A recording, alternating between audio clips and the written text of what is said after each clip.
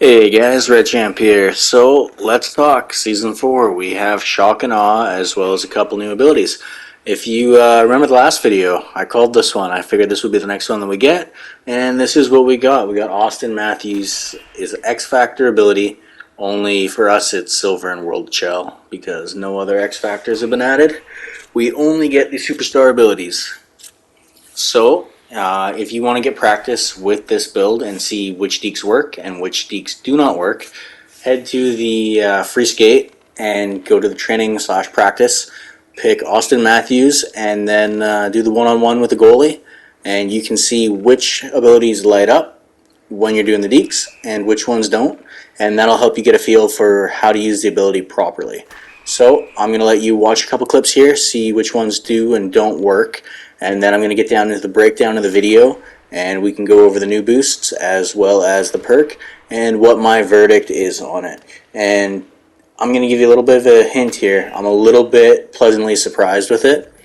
We'll get more into it in the end, but for now, enjoy. Let's talk Shock and Awe. This is the new perk that's been added to NHL 22 in Season 4 here. We got a couple boosts this season as well as this perk. It requires 80 wrist shot accuracy and 75 deking, so it's pretty accessible to everybody. You get advanced power and accuracy shooting out of or shortly after a deke. This is Austin Matthews' X Factor ability. He has the gold version, we get the silver. Overall, I think this ability is pretty solid. I don't have it unlocked on PS5 or PS4, but I do have it unlocked on Xbox. Now, it is a really good ability. I don't think it outweighs the main ones, the go-tos. I think if you're messing around, it's a fantastic ability. I think if you're playing sixes and you're not a fan of close quarters or one-timers, Shock and Awe is fantastic. I think in threes, if you have the shot power and you may be pairing it with puck on a string, however you want to do it, it's a pretty good ability that you can just do a little toe drag and fire off the puck, and you get a shot equivalent to about Heat Seeker. Those two stack together as well. With Shock and Awe, you can actually cancel the toe drag when you quickly curl it and fire it, so you get like an animation cancel and you fire off the shot pretty quickly. So it's like having a shooting boost from anywhere on the ice, just for doing a quick little toe drag and then firing it off. There is a few deeks that it doesn't work on, it feels like. You'll figure them out pretty easy, but everything with the right stick, it does work. If the puck's gone off your stick for too long when you do some of the other deeks, it just disappears and you don't get the shooting boost for it. I think I would probably rate this ability an 8 out of 10. I'm looking forward to using this one in some games and getting some good clips with it. I do think that this particular ability will always be overshadowed. I just think that close quarters and one-timer are just too good. I think this one's going to be a bitch for human goalies. He just gets wicked shots off. It's honestly, Schneip and Shock and Awe are fun abilities to use. Next, let's see what the boosts were. So one of them I know is Agile Deking. There's that one here at the back.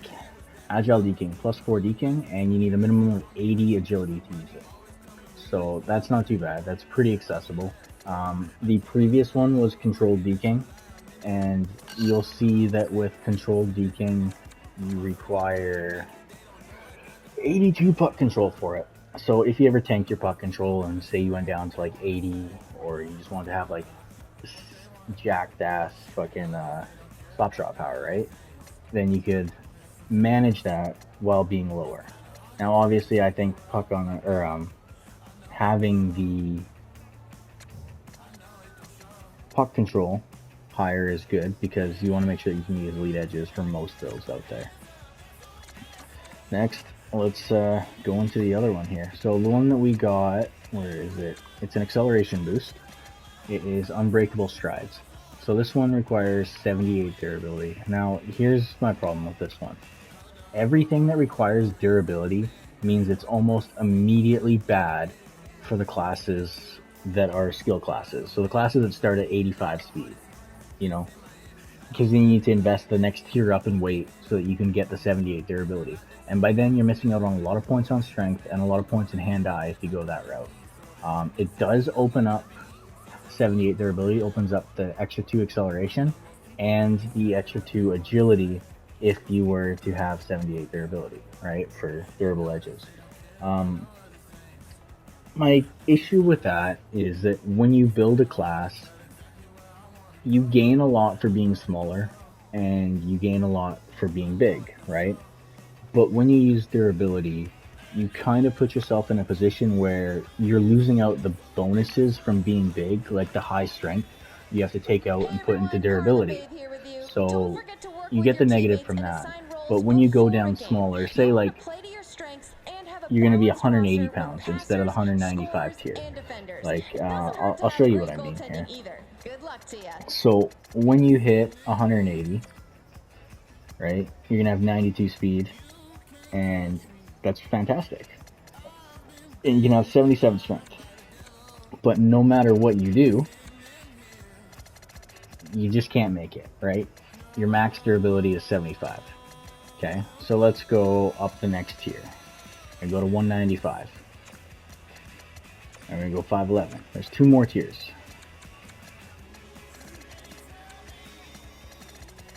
You can see now that at 511, 195, we finally make it. And out of that, what have we gained? We lost 2 speed and 3 acceleration, right? So is it really worth it at that point? So that I could be like, hey, I made it here. I'm going to put in 2 more acceleration, right?